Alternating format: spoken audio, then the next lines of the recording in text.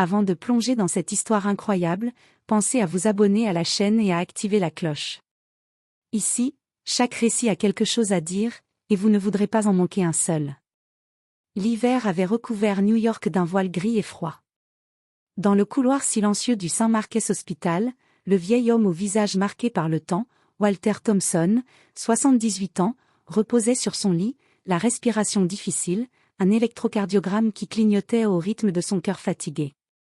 Ses mains tremblaient légèrement alors qu'il regardait par la fenêtre le trafic figé de la ville.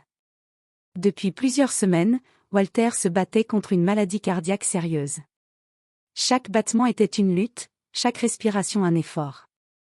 Son fils, Ethan Thompson, 42 ans, avocat réputé, était constamment à ses côtés, jonglant entre les affaires de son cabinet et les soins à son père. Pourtant, malgré tous ses efforts, il y avait eu un problème avec la facture de l'hôpital, un virement bancaire retardé à cause d'une erreur administrative. Ce matin-là, alors que le soleil peinait à percer la grisaille, une infirmière est entrée avec un sourire glacé et une feuille à la main. Sans avertissement ni compassion, elle annonça que Walter devait quitter la chambre immédiatement, faute de paiement.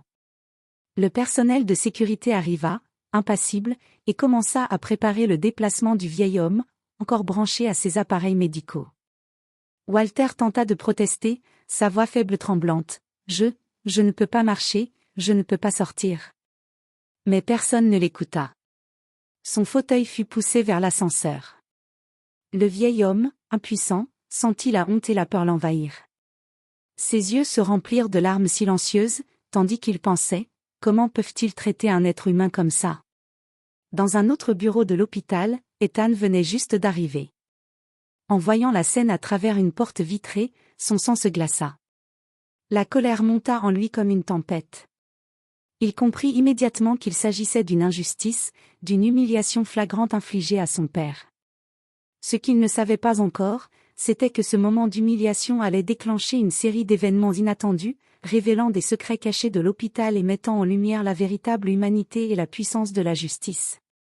Ethan Thompson, les yeux écarquillés, se précipita à travers le couloir de l'hôpital.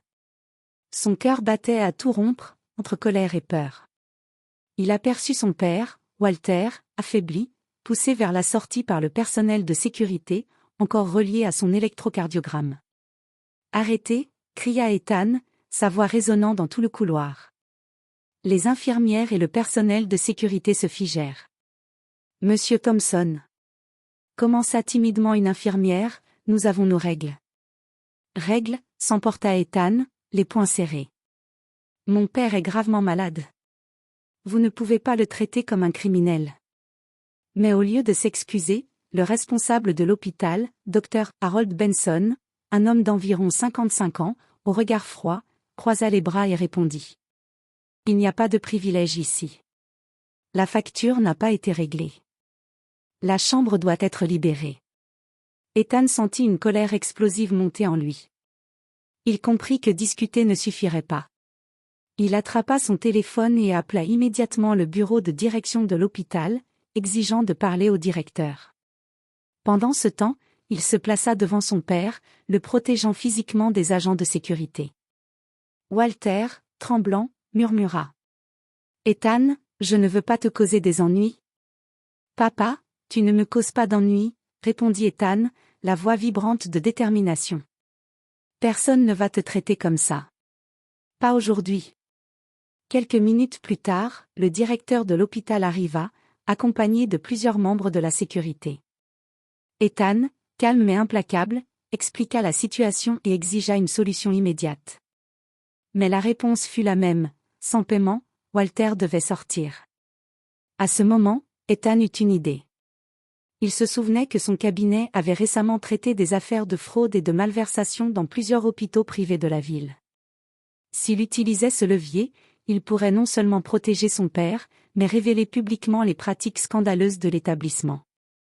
Il sortit son ordinateur portable et commença à rédiger un email urgent au journal local, détaillant la situation et soulignant l'injustice.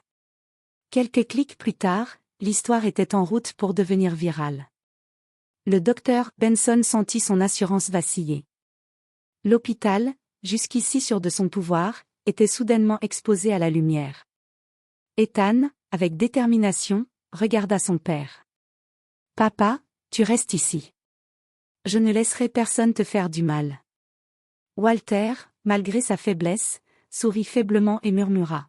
« Merci, mon fils, merci. » Ce qui commençait comme une humiliation allait bientôt se transformer en leçon publique pour ceux qui pensaient que l'argent et le pouvoir pouvaient tout acheter. Après avoir sécurisé son père dans une chambre temporaire, Ethan ne pouvait pas se contenter de laisser passer cet affront. Il savait qu'il y avait plus derrière cette expulsion que simplement une facture impayée. Avec la colère toujours bouillonnante, il commença à fouiller les dossiers internes de l'hôpital via son ordinateur portable et des contacts légaux dans le secteur médical. Rapidement, il découvrit un schéma troublant. Plusieurs patients âgés ou financièrement vulnérables avaient été expulsés ou menacés d'expulsion au cours des derniers mois, souvent juste avant des interventions coûteuses. Les documents internes montraient des communications écrites entre le docteur Benson et certains responsables financiers, planifiant accélérer le départ des patients pour éviter des pertes financières. Ethan sentit une colère encore plus intense monter en lui. Comment ces médecins et administrateurs pouvaient-ils traiter des vies humaines comme des transactions? Il contacta ensuite un journaliste d'investigation renommé, Clara Reynolds, qui avait déjà dénoncé plusieurs scandales hospitaliers dans la ville. Il lui envoya tous les documents, les emails et même une vidéo qu'il avait discrètement prise du moment où son père était expulsé. Clara, horrifiée, comprit immédiatement l'ampleur du scandale. Ethan, si ces informations sortent, l'hôpital sera sous le feu des médias, et la police de la santé ouvrira une enquête. C'est énorme. Pendant ce temps, à l'hôpital, le personnel commençait à murmurer. La nouvelle de l'email viral et des documents transmis à la presse avait déjà circulé parmi eux. Le docteur Benson, normalement arrogant et sûr de lui, ressentit pour la première fois une véritable panique. Ethan, voyant son père à peine respirer sans inquiétude maintenant, sentit une détermination glaciale. Il n'allait pas seulement sauver son père, il allait tenir l'hôpital responsable publiquement. Mais ce qu'Ethan ignorait encore, c'était que cette affaire allait déclencher des révélations encore plus choquantes, des connexions entre l'hôpital et un réseau de fraude médicale impliquant plusieurs grandes institutions, et que certains membres du personnel pourraient même être poursuivis pour mise en danger de patients. Ce chapitre se termine avec Ethan regardant son père, silencieux mais rassuré, et un sentiment de justice imminente flottant dans l'air. Ce qui a commencé comme une humiliation va devenir un tournant historique, pour nous et pour tous ceux qui ont été victimes de cette cruauté. Le lendemain matin, la ville entière commença à entendre parler de l'histoire de Walter Thompson. Grâce au journaliste Clara Reynolds, un article détaillé accompagné de vidéos montrant l'expulsion injuste fut publié sur les réseaux sociaux et dans le journal local. Les réactions furent immédiates, indignation, colère et une vague de soutien pour Walter et tous les patients vulnérables. À l'hôpital, le docteur Harold Benson regardait son téléphone avec un visage blême. Les notifications affluaient sans fin, messages de journalistes, appels de chaînes télévisées, et surtout, des emails du bureau de santé publique annonçant l'ouverture d'une enquête sur les pratiques de l'établissement. Ethan, implacable, prit alors une décision stratégique. Il contacta directement les familles des autres patients expulsés injustement et les encouragea à partager leurs témoignages. Rapidement, un réseau de victimes se forma, donnant un poids considérable à l'affaire. Les vidéos, photos et témoignages affluaient vers Clara Reynolds et ses collègues, transformant un incident isolé en un véritable scandale médiatique. Pendant ce temps, Walter, faible mais soutenu par son fils, regardait le déroulement des événements avec une émotion intense. Il comprit que son humiliation personnelle avait déclenché une onde de justice qui allait au-delà de lui-même. Le docteur Benson, confronté à la colère publique, tenta de défendre sa réputation dans une interview, mais ses excuses sonnaient creuses et forcées.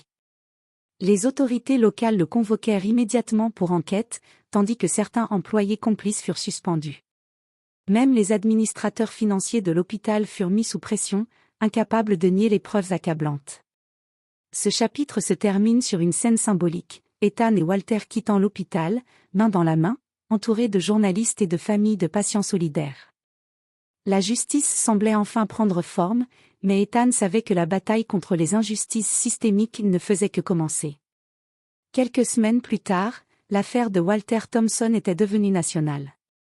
L'enquête du Bureau de santé publique révéla que le St. Mark's Hospital avait illégalement expulsé plusieurs patients vulnérables pour des raisons financières. Des amendes importantes furent infligées et plusieurs cadres, dont le docteur Harold Benson, furent suspendus et poursuivis pour mise en danger de la vie d'autrui.